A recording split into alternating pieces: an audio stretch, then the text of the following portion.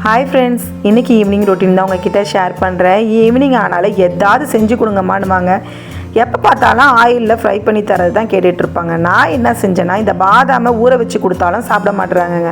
அதனால் அதை தான் ரோஸ்ட் பண்ணி கொடுக்கலான்னு சொல்லி கொஞ்சமாக பட்டர் சேர்த்துட்டு, பாதாமும் சேர்த்துட்டு, கொஞ்சம் உப்பு சேர்த்து, மிளகுத்தூள் கடைசியாக சேர்த்துட்டு இறக்க வேண்டியதான். நல்லா சிம்மில் வச்சே தான் நான் பாதாமை ரோஸ்ட் பண்ணேன். ரோஸ்ட் ஆகும்போது பார்த்திங்கன்னா லைட்டாக புகை வர்ற மாதிரி இருக்கும். அப்படின்னாலே ரோஸ்ட் ஆகிடுச்சின்னு அர்த்தம். அதனால் அதை ரெடி பண்ணிவிட்டு, எங்கள் ரேஷ்மாக்கு இது மட்டுமா எனக்கு இன்னொன்றும் செஞ்சு கொடுக்குறீங்க அப்படின்னா, எப்போ டிமார்ட் போனாலும் சரி இந்த தாமரை விதை வேணும்னு சொல்லி வாங்குவா.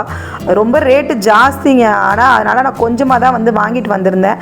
அதையும் பார்த்தீங்கன்னா சிம்மில் வச்சு நம்ம ரோஸ்ட் பண்ணணும். கையில் இப்படி உடச்சிங்கன்னா அப்படி தூளாச்சுன்னா ரெடி ஆயிடுச்சுன்னு அர்த்தம். தாமரை விதை லேடிஸ்க்கு ரொம்ப நல்லதுன்னுவாங்க, மருத்துவ குணம் ஜாஸ்தின்னுவாங்க. ஆனால் அது என்னென்னன்றதை நீங்கள் வேணால் கூகுளில் போட்டு செக் பண்ணி பாருங்கள். அதையும் ரெடி பண்ணி கொடுத்து டீ போட்டு கொடுத்தேங்க. இந்த வீடியோ பிடிச்சிருந்தா லைக் பண்ணுங்கள்.